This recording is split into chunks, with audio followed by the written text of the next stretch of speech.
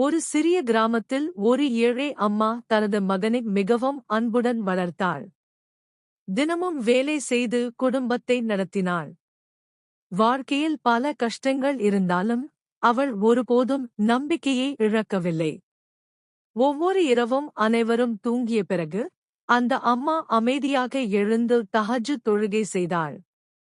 தொழுகை முடிந்ததும் கைகளை உயர்த்தி கண்ணீர் மல்க அல்லாவிடம் துஆ செய்தாள். யா அல்லாஹ், என் மகனுக்கு நல்ல வாழ்க்கை கொடு. அவன் எப்போதும் சந்தோஷமாக இருக்க வேண்டும் என்று மனமாறி வேண்டிக் கொண்டாள். ஒரு நாள் இரவில் அந்த மகன் திடீரென எழுந்து தனது அம்மா தொழுகை செய்து கண்ணீர் வடித்து துஆ செய்வதை பார்த்தான். அந்த காட்சி அவன் மனதை மிகவும் உருக்கியது. அந்த நாளிலிருந்து அவன் கடினமாக படிக்க ஆரம்பித்தான். காலம் சென்றது. சில ஆண்டுகளுக்குப் பிறகு அவன் நல்ல கல்வி கற்று ஒரு பெரிய நிலையை அடைந்தான்.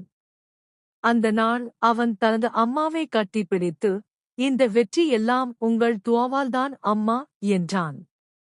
அதற்கு அந்த அம்மா சிரித்துக்கொண்டு, இது என் துஆ இல்லை மகனே, அல்லாவின் கருணை என்று சொன்னாள்.